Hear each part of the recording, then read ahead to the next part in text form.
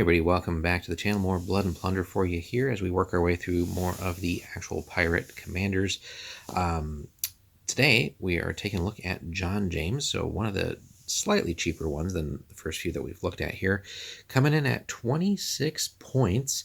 And you got a choice here. We can go with the Golden Age Pirates or the Last Buccaneers, so two forces there. Has the brace of pistols and the standard melee weapon, which seems to be the case for most of these pirates. So you got good gear.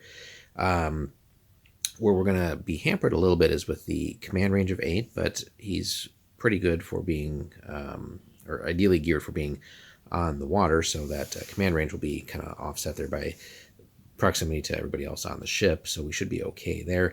Has just the 2 command points, though, so that's something we'll have to keep in mind. Now, he does come with 4 special rules, though, and that's something to take note of as far as value for the points that we are going to invest in him.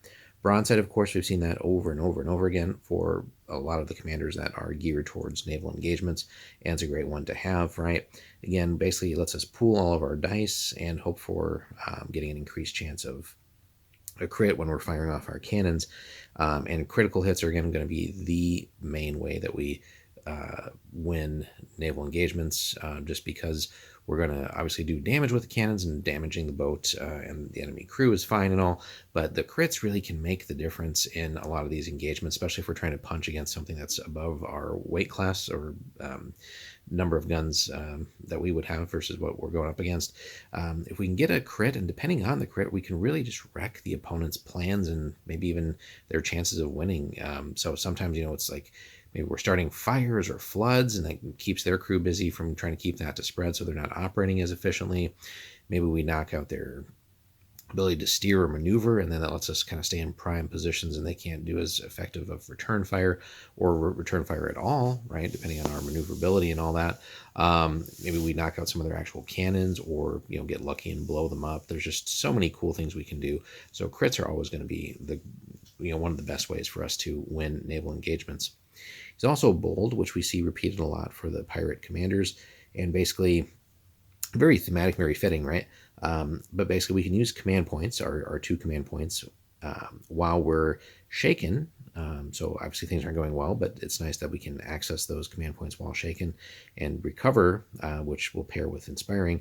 But also we can issue command points while we're engaged in melee, and if we're going to be fighting on ships, there's going to be some grappling one way or the other, more likely than not. So it's key that we have that ability to stay calm and collected and issue orders, essentially, whether it's to our own unit or somebody else, while we're fighting or running away or trying to run away. So super useful there. Now, we did mention inspiring, another sort of bread and butter ability for a lot of these commanders.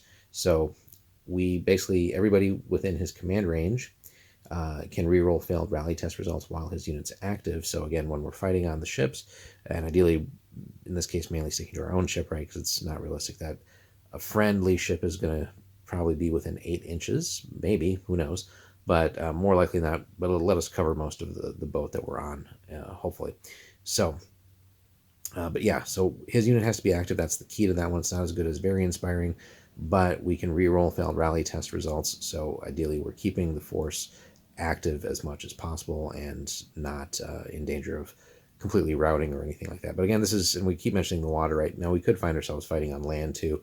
So we definitely want to keep the force in the fight in as many ways as possible there. Now, finally, we see resilient. We don't see that one too often, but again, it kind of fits in the theme with inspiring and sticking in the fight. And resilient basically just lets us apply a -1 bonus to strike tests. So again, if we fail strike tests, we have a danger of essentially losing the game. So just having a -1 bonus to that is going to help us out. Again, in so many different scenarios where maybe things are not going as ideal, or it's a close fought game, and whoever basically like starts failing strike tests and stuff like that, it's going to end up the loser. Just another chance for us to stick in the fight and hopefully persevere throughout the game. So for 26 points, we're getting, again, 4 nice abilities here, very relevant. Again, the only thing that is really letting us down is maybe that lack of the 3rd command point, and maybe like a little bit more range on the command, but it's still very, very workable. Let us know, though, guys, do you feel where he has the best home. Is he going to be a better fit for Golden Age Pirates or the Last Buccaneers?